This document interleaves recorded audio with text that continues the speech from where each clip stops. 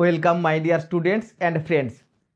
আজকের ক্লাসে আমরা শিখব কিভাবে যে কোনো সেন্টেন্সকে প্রশ্নে পরিণত করতে হয়, মানে ইন্টারোগেটিভ সেন্টেন্স তৈরি করতে হয়, আর কিভাবে সেই সেন্টেন্সগুলিকে না দিয়ে বলতে হয়, তার মানে নেগেটিভ সেন্টেন্স কিভাবে তৈরি করতে হয়। এর জন্য মাত্র দুটি নিয়ম আছে। প্রথম নিয়মটি হলো অক্সিলিয়ারি ভার্ব যদি থাকে তাহলে সেই অক্সিলিয়ারি ভার্বটিকে সেন্টেন্সের শুরুতে বসালেই হবে। আমি এখানে কিছু সেন্টেন্স লিখে নিয়েছি, দেখো। আই অ্যাম আ স্টুডেন্ট, এখানে অক্সিলিয়ারি ভার্ব আছে কি নেই তোমাকে তাহলে সেটা চিনতে হবে। তুমি যদি সেটা না জেনে থাকো তাহলে তোমাকে আরেকবার আমি মনে করিয়ে দিচ্ছি। দেখে নাও এই টেবিলে, এখানে এইগুলি সব auxiliary verb. Be verb, present টেন্সে এম ইজ আর, পাস্ট টেন্সে was were, have verb have has had, আর মডাল অক্সিলিয়ারি ভার্বগুলো নিশ্চয়ই দেখতে পাচ্ছ। তাহলে আমরা প্রথমে খুঁজে দেখব ওই অক্সিলিয়ারি ভার্বগুলি সেন্টেন্সে আছে কি না, কারণ এই অক্সিলিয়ারি ভার্বগুলোই ইন্টারোগেটিভ এবং নেগেটিভ সেন্টেন্স তৈরিতে সাহায্য করবে। তাহলে প্রথম সেন্টেন্স দেখো, আই অ্যাম আ স্টুডেন্ট। ওই লিস্টে নিশ্চয়ই দেখতে পেয়েছিলে অ্যাম অক্সিলিয়ারি ভার্ব। তাহলে ইন্টারোগেটিভ সেন্টেন্স করার জন্য এই অক্সিলিয়ারি ভার্বটিকে সাবজেক্টের শুরুতেই বসিয়ে দেব। তাহলে সেন্টেন্সটা কি হবে বলো? Am I a student. আবার নেগেটিভ করার জন্য এই অক্সিলিয়ারি ভার্বটির পরেই নটটা বসিয়ে দেব। তাহলে কি হবে? I am not a student. এই হয়ে গেল নেগেটিভ সেন্টেন্স। পরের সেন্টেন্স দেখো, অরিত্রা ওয়াজ আ ডক্টর। দেখো এখানেও একটা অক্সিলিয়ারি ভার্ব ছিল। তাহলে এই সেন্টেন্সটাকে যদি নেগেটিভ সেন্টেন্স করি কি করব? ওই অক্সিলিয়ারি ভার্বের পরে নটটা বসিয়ে দেব। তাহলে হবে Aritra was not a doctor. Interrogative sentence তৈরি করলে ওয়াজ অরিত্রা আ ডক্টর, নিশ্চয়ই বুঝতে পারছো। আবার দেখো, যদি মডাল অক্সিলিয়ারি ভার্ব থাকে, মলয় ক্যান সুইম। এই ক্যান ছিল মডাল অক্সিলিয়ারি ভার্ব, নিয়মটা সেই একই। ইন্টারোগেটিভ করার জন্য ক্যান মলয় সুইম, নেগেটিভ করার জন্য মলয় ক্যান নট সুইম। এই প্রসঙ্গে একটা কথা বলে রাখি, ক্যান নট যখন লিখবে একসাথে লিখবে। তাহলে এখানে খেয়াল করো, অক্সিলিয়ারি ভার্ব ছাড়া আরও একটি মেন ভার্ব থাকতেও পারে, সে কিন্তু নড়চড় হবে না, সে তার জায়গাতেই বসে থাকবে। ঠিক যেমন পরের সেন্টেন্সটাতে দেখো, দুটো ভার্ব আছে, একটা অক্সিলিয়ারি ভার্ব একটা মেন ভার্ব। আমরা মেন ভার্বটার স্থান পরিবর্তন করব না। স্বপ্না ইজ কুকিং, ইন্টারোগেটিভ করার জন্য এই ইজটাকে শুরুতে নিয়ে আসবো, ইজ স্বপ্না কুকিং। নেগেটিভ করার জন্য ওই অক্সিলিয়ারি ভার্ব আর মেন ভার্বের মাঝে নট বসিয়ে দেব, স্বপ্না ইজ নট কুকিং। পরের সেন্টেন্স দেখো, যদি একাধিক অক্সিলিয়ারি ভার্ব থাকে, এখানে দেখো দুটো অক্সিলিয়ারি ভার্ব আর একটা মেন ভার্ব ছিল, তাহলে কি করব স্যার? না, এখানে দুটো অক্সিলিয়ারির মধ্যে প্রথমে যে বসে আছে এখানে সেই ফাইনাইট ভার্বের আইডিয়াটা নিয়ে আসতে হবে। যাকে সেটা যদি তুমি জেনে না থাকো, তোমাকে পরের ক্লাসে আমি আরো সুন্দর করে বুঝিয়ে দেবো এই ফাইনাইট ভার্ব। আর তুমি এখনই জানতে চাইলে আমি ডেসক্রিপশন বক্সে লিংক দিয়ে রাখবো, ওই ক্লাসটা তুমি দেখে নিতে পারো। দেখো, এই অক্সিলিয়ারি ভার্বের প্রথমটি শুরুতে নিয়ে যাব। তাহলে বলবো has Binita been painting. Not বসানোর সময় মানে নেগেটিভ করার সময়ও তাই, প্রথম অক্সিলিয়ারি ভার্বটাকেই গুরুত্ব দেব, এই জায়গাতে নট বসাবো। তাহলে হবে Binita has not been painting.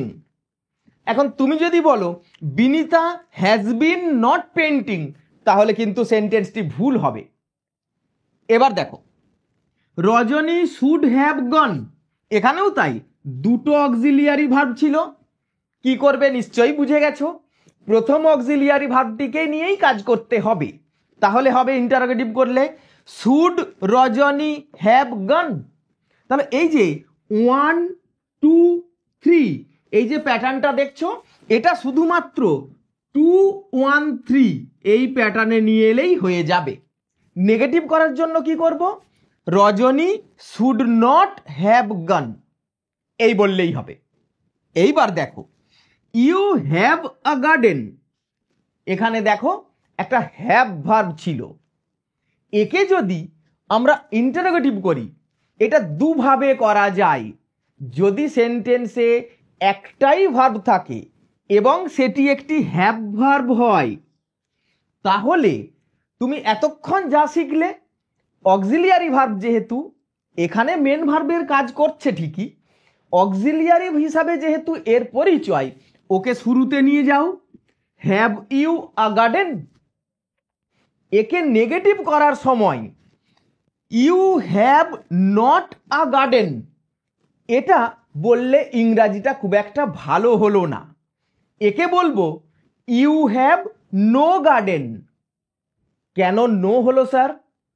কারণটা হলো, পরে যদি একটা নাউন থাকে, তার আগে নট বসানোর সময় আমরা নো বসাই। ভালো করে বুঝে নাও, নাউনের আগে নট বসানোর সময় আমরা নো বসাই, আর অন্য পার্টস অফ স্পিচ হলে তখন আমরা নট বসাবো। এইবার দেখো, আরোহী হ্যাজ মেনি ফ্রেন্ডস, কি করতে হবে? হ্যাজ আছে, তাহলে ইন্টারোগেটিভ করার সময় হ্যাজ আরোহী মেনি ফ্রেন্ডস। আমি যে বলছিলাম দুটো উপায়ে ইন্টারোগেটিভ করা যায়। আরেকটা কি না, ডু ভার্ব বসিয়ে, যেটা কিছুক্ষণ পরে তুমি আরো ভালোভাবে বুঝতে পারবে। ঠিক আগেরটাকে হ্যাভ ইউ আ গার্ডেন, এর বদলে তুমি এমনও বলতে পারতে do you have a garden. এটাকেও বলতে পারতে ডাজ আরোহী হ্যাভ মেনি ফ্রেন্ডস। একটু সেন্টেন্সটা জটিল লাগলো তাই তো? ডাজ কেন হলো না, যেহেতু হ্যাজ ছিল মানে থার্ড পারসন সিঙ্গুলার নাম্বার, ওই জন্য ডুটা ডাজ করতে হয়েছে। আর হ্যাজটা হ্যাভ কি করে হলো না, একবার ফাইনাইট ভার্ব বলার পরে পরের ভার্বটা কিন্তু রুট ভার্ব বলতে হবে।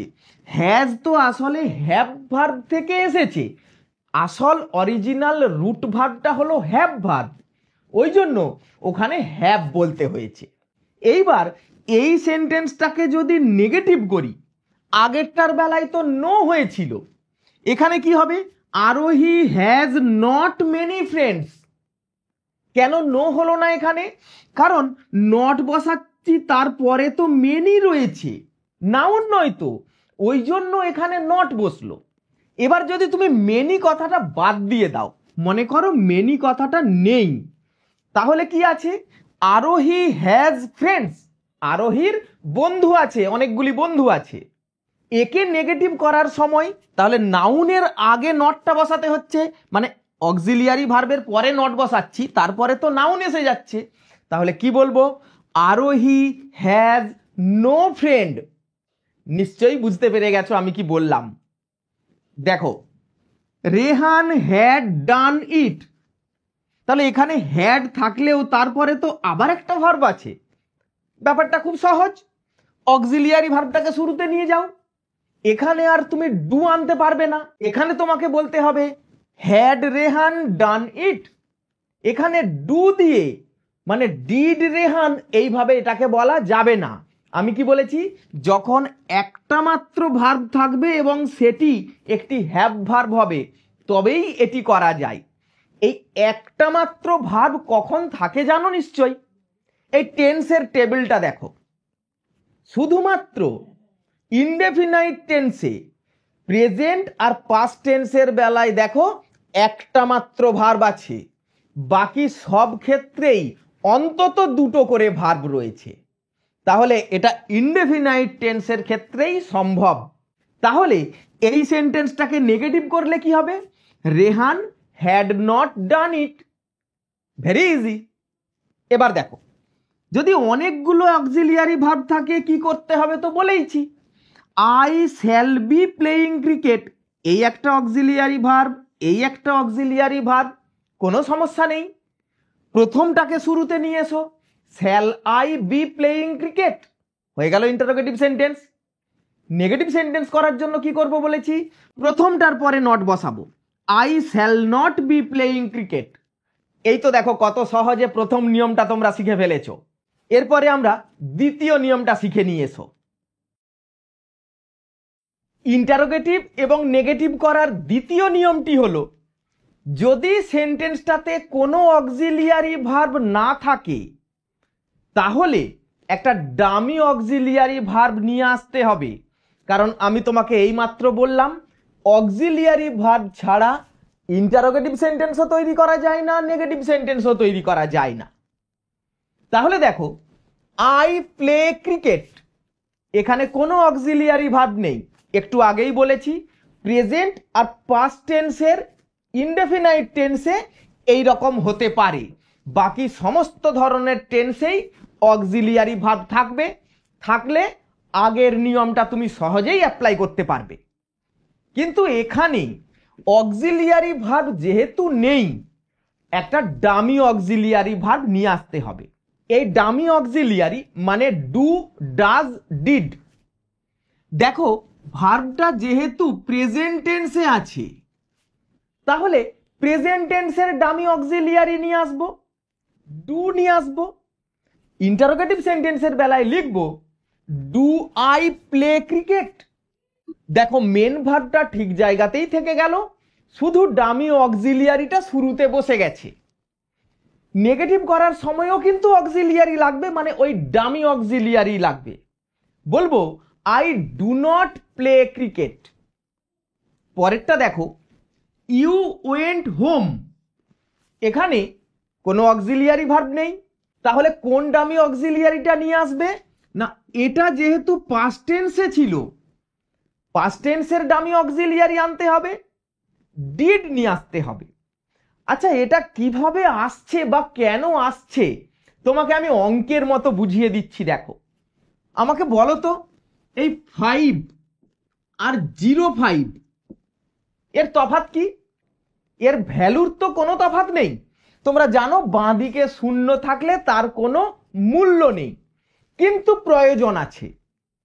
মূল্য না থাক, তোমাকে যদি তারিখ লিখতে বলি আজকে জানুয়ারির 5 তারিখ, তুমি কিন্তু এইভাবেই লিখবে 05 01, এখানে 25 লিখতে পারো।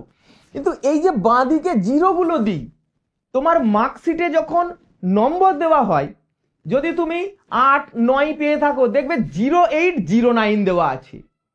তাহলে ওই শূন্যটা এই জন্য বসানো হয় যে এর বাম দিকে কোনো ডিজিট ছিল না, তাহলে প্রয়োজন আছে।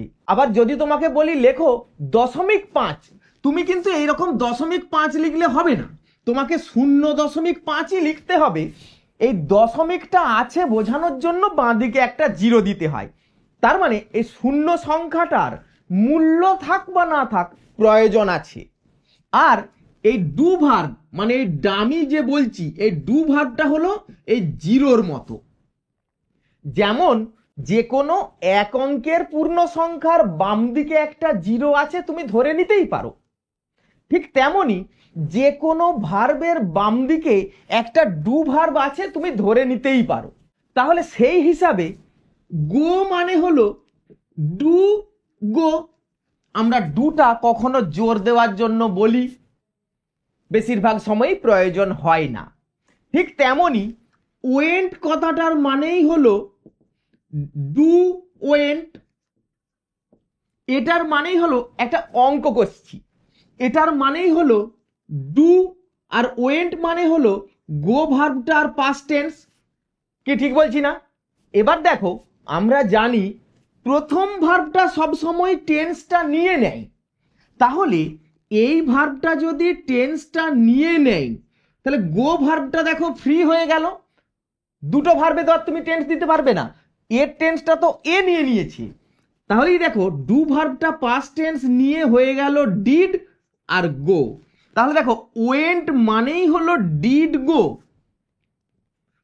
তাহলে যদি ডিড একটাই ভার্ব থাকতো তাকেও ভেঙে আমরা ডিড ডু করতাম। কি বুঝতে পারলে না? একটাই মনে করো ভার্ব, আই ডিড ইট, তাহলে ডিডটাকে ভাঙলেও একটা ডামি অক্সিলিয়ারি ডিড, আর মেন ভার্বটা যেহেতু ডিড ছিল ওটা হয়ে গেল do. Came, did come. Help, did help. আমরা শুধু এই নিয়মটুকু প্রয়োগ করছি দেখো। তাহলে ওয়েন্ট মানে হলো ডিড গো। কেন গো বুঝতে পেরেছো? এর টেন্সটা ডু ভার্বটা নিয়ে নিয়েছে, ওই জন্যই বলছিলাম পাস্ট টেন্স হলে এই ডিড পাস্ট টেন্সের ডামি অক্সিলিয়ারি নিতে হবে, তখন কিন্তু মেন ভার্বটা সে অরিজিনাল ভার্বে ফিরে যাবে, কারণ তার কাছে আর কোনো টেন্স নেই। এই সাধারণ বুদ্ধিটুকু প্রয়োগ করে আমরা যদি এই সেন্টেন্সগুলোকে ইন্টারোগেটিভ এবং নেগেটিভ সেন্টেন্সে পরিণত করি তাহলে কি হবে বলো? I play cricket, do play, তাহলে do I play cricket, I do not play cricket. এটা দেখো, ইউ ওয়েন্ট হোম, এখানে ওয়েন্ট মানে বলেছি did go, did you go home? You did not go home, negative হয়ে গেল। মোহনা ড্রিঙ্কস টি, তাহলে এখানেও দেখো যেহেতু এস ছিল এটাকে আমরা ভেঙে নেব ডাজ প্লাস ড্রিঙ্ক। এবার কি বলবো বলো? ডাজ মোহনা ড্রিঙ্ক টি? মোহনা, মোহনা বলার পরে does not drink tea. Billu cut fish. এখন বলো তো কাট ভার্বটার তো তিনটে ফর্মই, কাট কাট কাট। এটা কোন টেন্সে আছে বুঝবো কি করে? একে প্রেজেন্ট নেব না পাস্ট টেন্স ধরবো? একটু বুদ্ধি প্রয়োগ করলেই তুমি বুঝতে পারছো এটা পাস্ট টেন্স। কারণ প্রেজেন্ট টেন্স হলে এর সাথে একটা এস দেওয়া থাকতো না, তখন হতো বিল্লু কাটস ফিশ। নিশ্চয়ই বুঝতে পেরেছো। তাহলে পাস্ট টেন্স আছে, তাহলে একে ভেঙে নেব did cut. Did Billu cut fish? Billu did not cut fish. তাহলে আবার বলছি, অক্সিলিয়ারি ভার্ব না থাকলে ডু, ডাজ, ডিড যে কোনো একটা নিয়ে আসতে হবে। নিয়ে এসে ঠিক অক্সিলিয়ারি ভার্বকে শুরুতে বসালে ইন্টারোগেটিভ সেন্টেন্স, অক্সিলিয়ারি ভার্বটার পরেই নট বসিয়ে দিলে নেগেটিভ সেন্টেন্স। নিশ্চয়ই বুঝতে পেরে গেছো আমার কথা। কিন্তু আমরা ওই নেগেটিভ সেন্টেন্সগুলোকে যদি ইন্টারোগেটিভ করি তাহলে কি হবে দেখো।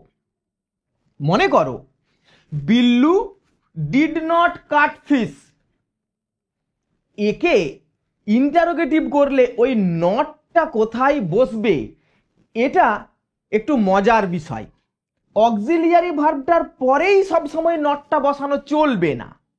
এখন দেখতে হবে ওই যে সাবজেক্ট মানে ডু এর পরে যে ছিল ও যদি প্রোনাউন হয় ওর পরে নট বসাতে হবে, আর ওইটি যদি নাউন হয় নাউনটির আগে নট বসাতে হবে। প্রথম সেন্টেন্সটার বেলায় হবে do I not play cricket, I pronoun. You went home, এটাকে করেছিলাম ডিড ইউ গো হোম, তাহলে ইউ যেহেতু প্রোনাউন তাহলে বলবো did you not go home. পরেরটা দেখো, ডাজ মোহনা ড্রিঙ্ক টি, তাহলে মোহনা নাউন ছিল ওর আগে নট বসাতে হবে, does not Mohana drink tea. যদিও এর বাঁধা ধরা খুব নিয়ম নেই, সাধারণত কি করা হয় ওই অক্সিলিয়ারি ভার্বের সাথে নটটা জুড়ে দেওয়া হয়। এই জুড়ে দেওয়াটা প্রোনাউন থাক নাউন থাক তুমি সব ক্ষেত্রেই করতে পারো।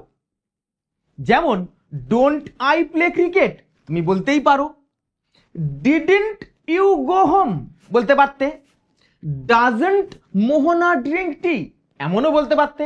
তাহলে নটটাকে তুমি জুড়ে দিয়ে বসালে আগে পরে ভাবতে হচ্ছে না। আর যদি দুটোকে ছেড়ে রাখো তাহলে প্রোনাউনের পরে বসাবে, নাউনের আগে বসাবে। আমি যদি এই নাউন আর প্রোনাউন কথাগুলো পাশাপাশি লিখে নিই তাহলে বুঝতে সুবিধা হবে। দেখো কত, এই নাউন আর প্রোনাউন লিখে নিলাম তো, এর দুদিকেই নট। এবার দেখো ভেঙে নাও, নাউনের বাম দিকে চলে এলো, প্রোনাউনের ডান দিকে চলে এলো। এইটুকু মনে রেখেও তুমি কিন্তু এই নটের পজিশনটা মনে রাখতে পারবে। সবচেয়ে ভালো বুদ্ধি হলো জুড়ে দাও, এই আগে পরে আর ভাবতে হবে না। তাহলে দেখো বিল্লু কাট ফিশ, একে করেছিলাম ডিড বিল্লু কাট ফিশ, তুমি যদি কেটে কেটে বলো তাহলে বলবো did not Billu cut fish. আর যদি জুড়ে দিয়ে বলো ডিডন্ট বিল্লু কাট ফিশ। নিশ্চয়ই বুঝতে পেরেছো কিভাবে এই ইন্টারোগেটিভ আর নেগেটিভ সেন্টেন্স তৈরি করতে হয় যে কোনো সাধারণ অ্যাসার্টিভ বা অ্যাফার্মেটিভ সেন্টেন্স থেকে। এই ধরনের সেন্টেন্স আমাদের প্রচুর কাজে লাগে। আজকের ক্লাসটার কোনো অংশ তোমার বুঝতে অসুবিধা হলে আবার একবার দেখে নেবে। এর পরের দিনে আমরা ফিউচার টেন্স নিয়ে আলোচনা করব। এই প্রেজেন্ট টেন্স আর পাস্ট টেন্সের ক্লাসগুলো তুমি আগে দেখে না থাকলে অবশ্যই দেখে নেবে, আমি ডেসক্রিপশন বক্সে লিংক দিয়ে রাখবো। আজকের ক্লাসটা কেমন লাগলো সেটা অবশ্যই কমেন্ট করে আমাকে জানাবে। আমি কয়েকটা সেন্টেন্স দিচ্ছি হোমওয়ার্ক হিসাবে, তুমি সেগুলোর উত্তর করে কমেন্ট করে দেখাবে। ভিডিওটা ভালো লাগলে অবশ্যই লাইক দেবে, বন্ধুদের মধ্যে শেয়ার করে দেবে। আবার পরের ক্লাসে দেখা হবে। See you in the next class. Thank you for watching.